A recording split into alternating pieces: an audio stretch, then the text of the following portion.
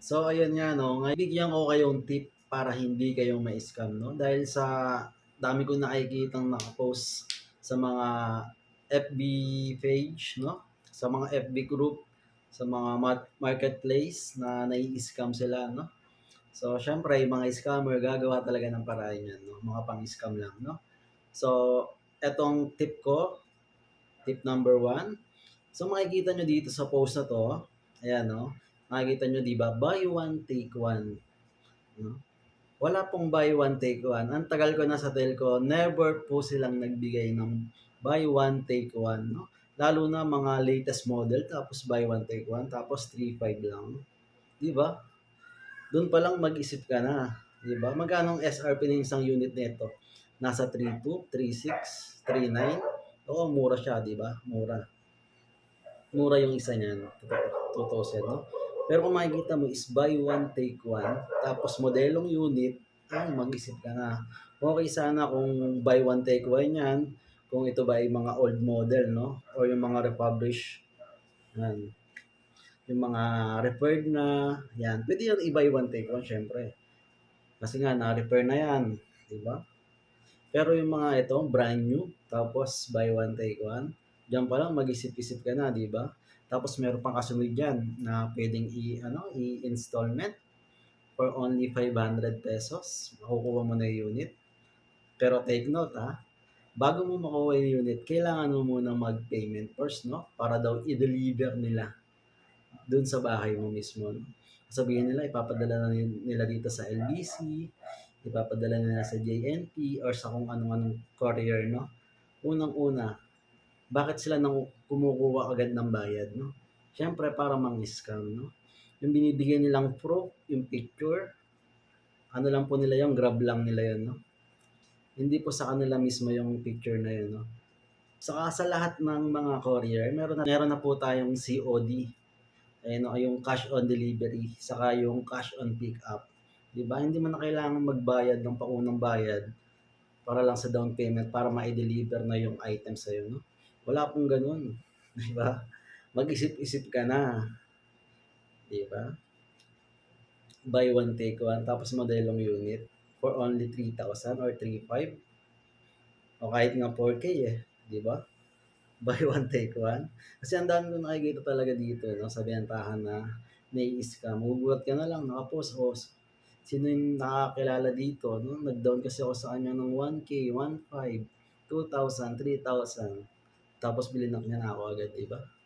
Maling-mali po 'yan 'no, para hindi tapos second tip naman 'no, sa mga ayan nga katulad niyan, sa mga installment daw na ganyan na mababang, um, down payment, puwede kang mag-installment 'no, for only ₱500, ₱1,000 at dalawang unit na yung makukuha mo 'no. Tapos hihingin lang nila sa'yo yung mismong pangalan mo, yung ID mo, tapos yung address mo at sasabihin sa'yo approve ka na. Ay, sa lahat po ng financing company, sa mga installment nag-o-offer ng installment is wala po tayong online process 'no. Lahat po 'yan kaharap niyo, yung agent 'no, Mapa Home Credit man 'yan, Skyro, Tonic, Payjoy, ano pa ba yung ibang financing, Bilis, 'yan. Wala po silang mga online process lalo na kung kukuha ka ng unit at wala po silang deliver 'no. Kailangan niyo pong kausapin yung mismong agent, dapat kaharap niyo siya 'no. Tapos 'di po sila nanghihingi ng down payment online. Ang pagbabayad po nila ng down payment is mismo sa store 'pag ito na po ay naresibuhan na 'no or bago resibuhan 'no. 'Yan, saka kailangan kaharap mo na rin yung unit mo, na-unbox na rin sa harap mo 'no. Kaya iwasan po natin na tayo po ay mai-scam, 'yan, 'di ba? Siyempre magpapasko ngayon, gagawa at gagawa ng paraan 'yan 'no, para mapang-scam, 'yan.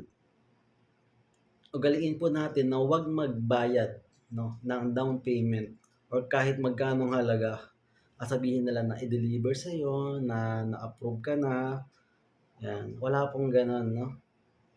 Tagal-tagal ko na sa telco, wala po talaga kaming gano'n 'no, 'yan. Sa mga na-scam naman is ayan, wala na, naibigay niyo na, It's either mag-report kayo dun sa police, 'yan. Mga dummy account po yung ginagamit na 'yan 'no. Kaya iwasan na rin po natin na mag-click ng kung ano-ano. Kung sino may nag-send ng link sa inyo, sa messenger nyo, is huwag nyo pong i-click, no? Lalong-lalo na huwag nyo pong ibibigay pag meron pong nag-text or nag-notification sa inyo na hinihingi yung code. Huwag nyo ibibigay dun sa usap nyo. Mai-scam po talaga kayo or mahahack talaga kayo, no? Sa third tip, pwede po tayong mag-legit check. Legit check po tayo lagi, no? Ang gawin nyo lang po, kuhanin nyo yung profile picture niya at i-post doon or itanong muna sa kanya para syempre di tayo makasuhan, no? Itanong nyo po sa kanya kung pwede bang magpa-legit check tayo, no? Paano ba magpa-legit check? Screenshot nyo po yung profile niya at i-post po din sa same ng pag pinag-postan niya na group na marketplace at ayun, sabihin nyo lang na pa-legit check, no? Pero kahit na legit check tayo, wag po talaga tayong magpapaunang bayad, no? Ayun lang, isang-isa yun. Kasi pag nagpaunang bayad ka, di mo na alam kung saan napunta yung pera mo. No? Follow nyo lang ako kung gusto nyo pa ng mga ganitong topic, no? Yan. Siyempre, pinaghirapan natin pera yan. Hindi yan pinupulot. Pinaghihirapan natin lahat yan. Kaya kailangan maging wais tayo, no? Yun lang. Peace out.